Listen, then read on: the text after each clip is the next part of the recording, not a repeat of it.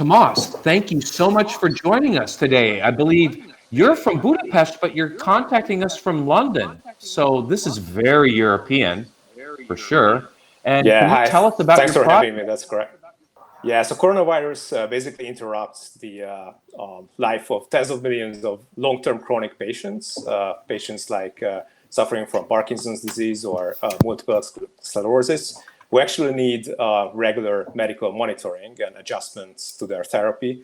And for those people, it became pretty much impossible to have examinations, these regular examinations happening with their doctors. So therefore, we built a video message application that doesn't require the presence of the doctor during the examinations, because they record their instructions on video, or they can select actual gold standard examination protocols from our video library, and then they can schedule the examinations that the patients can then carry out themselves or with the help of their caregivers from home.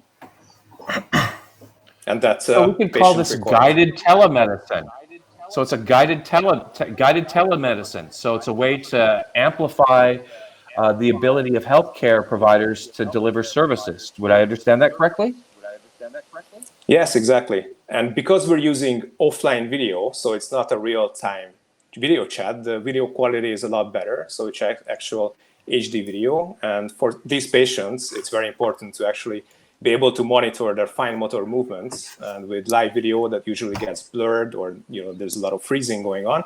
And this way, you have all the data that's required for the actual examination. Plus, of course, all the videos will be saved, so the doctors can monitor the progress of the therapy by reviewing historic videos and their notes.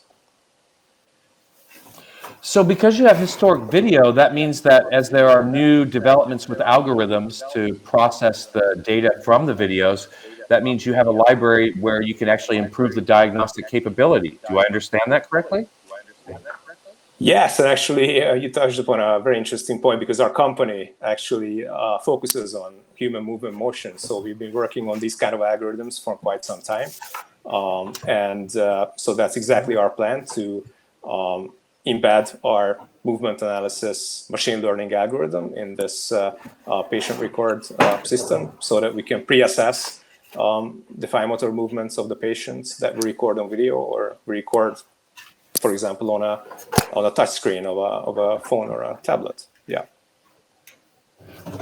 So the fine motor movements, this could be used as an additional diagnostic for COVID. Do I understand that as well? Is there something that could we detect COVID by analyzing fine motor movements? I'm not sure about that. It could be a use case in the future. I mean, right now, the problem that we were trying to tackle was, again, these long-term chronic patients who are already suffering from some other disease than COVID, and just trying to avoid getting COVID by not going to doctor's appointments. So we're trying to help those patients now. And our product is basically ready. We're now testing it with doctors, and we're just extending the testing next week. But later on, if there's any way we can diagnose COVID, then of course this could be a tool. But I'm not sure about that. Right now, we're trying to help people who are indirectly affected by COVID-19. So this is interesting. So you have a future possibility based on the data that you're gathering to, let's say, you may discover a diagnostic by monitoring these patients, but you're also giving away that medical resources can deal with the most vulnerable, right? These are people that are long-term care, that can't help themselves well. So you've made it so healthcare providers can be redeployed for immediate COVID. Would I understand that correctly?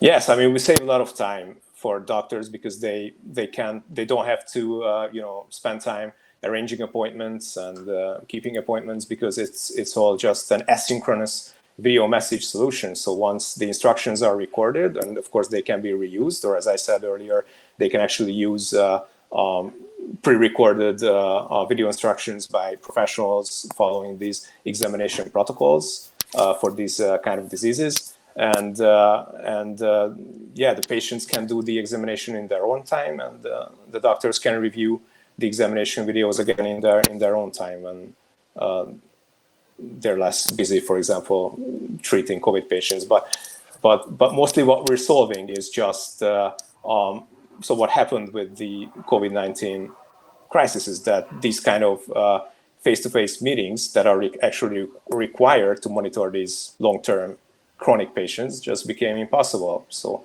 and as I explained, the real-time video chats are not really working too well in this use case. They are fantastic for consultations when you just have to talk with the doctor, but as soon as you will have to make do actual physical movements and exercises that will have to be monitored, like for example your eye movement and so on, real-time video is not really suitable for that.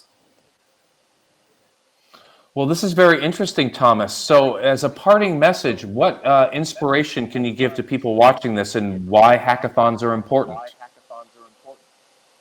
Yeah, so we found the hackathons very important even for this product, because when it started, that was actually a previous hackathon earlier this month in April, the Hack the Crisis Hungary event, where we won an award with Patient Record. So we did actually 2 hackathons in 1 month, which was very exhausting, but also it's a great way to put some time pressure on the team and ourselves, and also it's a great opportunity to network. For example, one of the winners of the EUvsVirus hackathon could be a potential partner for us, so I already contacted them. And of course, the mentors were extremely useful, so we got in touch with 2 global pharmaceutical companies through the hackathon last weekend, and they are very interested in a potential cooperation. And actually, that's I think are a way forward for us as well, to cooperate with pharmaceutical companies who manufacture medication for example, Parkinson's or multiple sclerosis or Alzheimer's, because we could help the doctors that use their medication to treat the patients better, and also, of course, to generate some useful data for future research and clinical trials. So this is really interesting because you can verify compliance for taking Parkinson's medication based on the motor data the motion data that you're collecting, right? So exactly, and we can just monitor the effect. Yes, I mean that's why these patients need regular monitoring, because the therapy needs to be adjusted from time to time. Yes. So this is wonderful, Thomas. Yeah, thank you.